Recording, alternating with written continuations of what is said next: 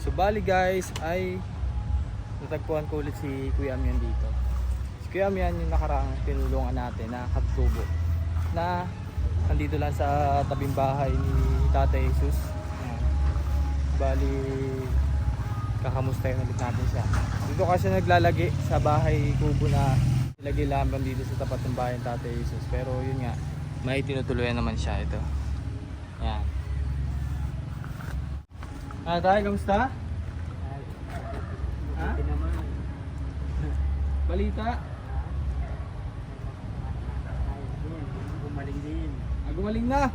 Wala nang wala nang paga. Wala na. Ayos na. So kahit pa paano yung pagpa-check up sa maganda. Kasi kung hindi mo na paggamot yun, baka mamay putol na. O putol na. Ano? Mabuti gumaling. Oo. Kaya nga. Ay kailan ka pa dito?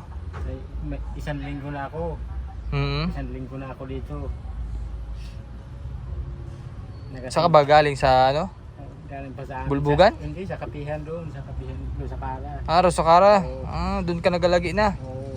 Taon-taon kasi ako ng palay. Ay, Oo. Ay, dalawang sako lang ang na puno ay ubos ng kain. May kain. Allah.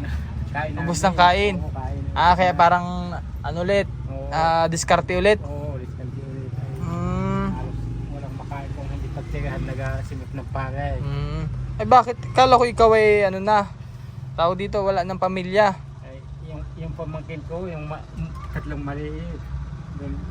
Pero Ibig sabihin yung pamangkin mo ay may anak na. Oo, yung pamangkin ko, yung tatlo ang anak, bago yung isa dalaga na, nagapasok dito. Ang nagapasok. Ay, yan ang nag-aalaga ng pamangkin ko, tatlo. Ay, ako ang nagbuhay doon sa pamangkin ko, kaya ako nagasimot ng palay. Dahil, Ay nasaan yung asawa ng pamangkin mo? ay walang asawa na. Bakit? Ay, patay Iniwan? Na. Oo, hindi patay na. Oo. Ay, dahil ako lang ang nagbuhay. Ibig sabihin ikaw nang umako ng responsibilidad. Oo. Ay, mahirap talaga kung hindi pagtiyagaan taon-taon gasimot ng palay. Eh, halos walang makain. Mahirap. Kaya pala ikaw ay puspusan ng pangunguhan ng palay din. Ay, talaga kung hindi pagtiyagaan kahit gaano katindi. Maliliit pa? As in mga baby pa? Oo, ganito pa kataas. Ay, yung pangalan naman babae ganito. Sunod-sunod. Oo. Tapos nawala yung isang lalaki, ay yan ang panganay ganito. Oo. Tapos wala na yung asawa. Ay wala na. Ay bukod doon, sino pang nasuportahan mo? Ay wala, yan lang.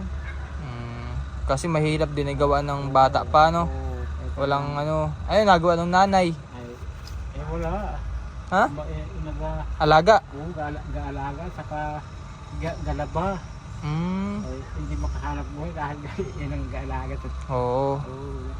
Kaya nga. Ano bagang buhay dun sa bukid, sa bundok? Kamuting kahoy, kung hindi nalagay ang ipon, hindi nagalaman doon sa amin. Huwag ng lupa, hindi nagalaman. Kahit ang tanim, hindi walang laman kung hindi nalagay ang ipon at saka buno. Talagang mahirap. Panay po na namin nakikita kalbo. Kalbo na. Kalbo. Walang kahoy, mainit pa. Lalo na pang tag-araw mainit. Kaya pagka ganun, wala talagang buhay dun sa bukid. Mahirap. Mahirap talaga. Ay ngayon, anong pagkain mo dyan? Walang hani akong pagkain. Wala. Dito ka lang kay Tatay Jesus na nahingi tulong. Pero gabigay din sa akin kung naubusan ako, naubusan. Gabigay sa akin yan. Oo. Mabuti pala dito ka rin natambad gawa na may natulong din pa paano sa iyo, no? Oo. Yun lang Mahirap Ay ngayon, ano pagkain mo ngayon? Ay wala akong pagkain. Wala. Hugahin nila lang din sa sa plaza kung may nanlilimos. Oo, hugahin nila ng pagkain kung may pagkain. Nagabigay din sa akin. Oo.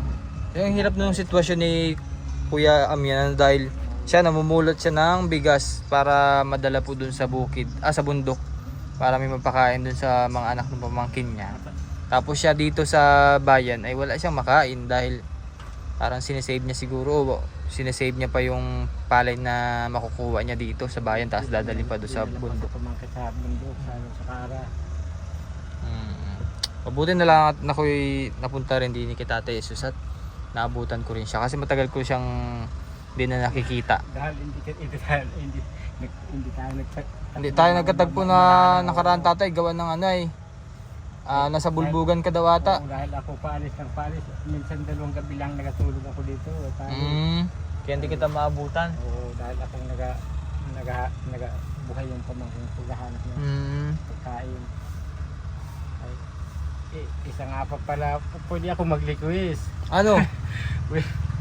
Gahingi po ako ng tulong dahil matanda na ako ay pag ako lumakad mahina na ang tuhod ko ay gahinging sasakyan yung motor po. Motor? Oo. Ay, titignan natin kuya kung kakayanin Oo. Kasi hindi rin ako gaanong mayaman. Oo, siguro kung may sasakyan ako kaunti maghahanap buhay ay dahil ito mahina yung kalug-kalug na toho hindi ako na paghanap buhay. At subukan natin kasi gawa ng wala din naman akong gaanong kinikita. Kung ano lang yung makayanan din Oh, sige basta yun ang request mo. Oo, yan ang request ko pero kung wala ay pasensya. Okay lang Oo. Walang problema sa akin. Walang problema Walang problema.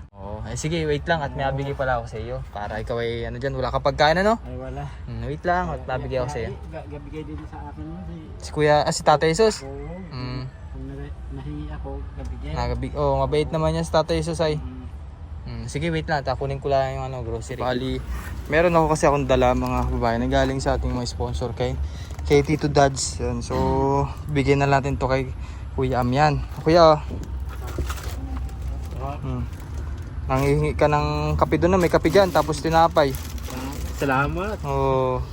Ay, mabuti at may pagkain na ako. May pagkain ka na ulit Madami ng pagkain ko. Ay, siguro abuting at nagdala din ako ng mga siguro hindi na ako maghahingi. Ha? Mamaya may pagkain naman. Di ka na mahingi kay Tatay Jesus. Oo, binigay ni binigay ni Tatay Jesus. Oo, binigay Tatay ni Jesus. Salamat. Sige. Ay, wait lang. Kaya abot ko pala ako sa iyo. Ay baka si Tatay wala na. Hindi. Yung kay Tatay Jesus iba yung sa iyo. Wait lang, may abigay ako sa iyo. May pera ka ba dyan? Ay wala. Ha?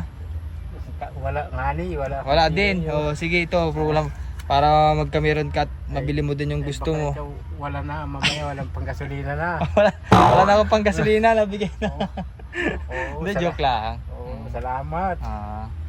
Yan ay para po sa inyo, bigay din lang sa akin, tapos sinishare ko lang din po sa inyo, Maraming salamat po sa pagtulong ninyo.